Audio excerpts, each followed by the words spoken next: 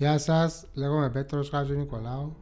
Γεννήθηκα το 1984 στη Λεμεσό. Το 2004, μετά από ένα ατύχημα, καθιερώθηκα σε τροχοκάθισμα λόγω τετραπληγίας. Μετά από χρόνια, με ένα ευρωπαϊκό πρόγραμμα, σπούδασα νομική και εντάχθηκα στο χώρο εργασίας. Πρόσφατα, το κόμμα Άλμα μου έκανε πρόταση να συμμετάσχω στο ψηφοδέλτιό του. Μετά από σκέψη, αποφάσισα να απαντήσω θετικά. Αν και δεν ήμουν βαθιά πολιτικοποιημένος και έβλεπα τα πράγματα από την σκοπιά ενός απλού πολίτη, διέκρινα την τόση αδικία που υπάρχει γύρω μας.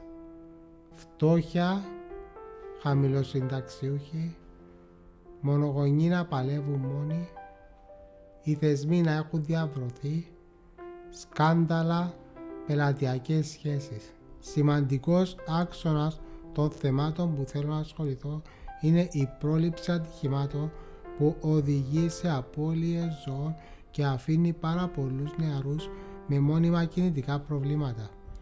Επίσης, θέλω να ασχοληθώ με την πραγματική ένταξη αυτών των ατόμων και την αναπροσαρμογή των επιδομάτων που θα ανταποκρίνεται στο πραγματικό κόστος ζωής. Ακόμη ένα μεγάλο πρόβλημα που προβληματίζει τους γονιούς παιδιών με αναπηρία είναι το τι θα γίνουν τα παιδιά τους μετά που θα φύγουν αυτοί από τη ζωή. Ψήφισε για να ακουστεί η φωνή της διαφορετικότητας μέσα στη Βουλή.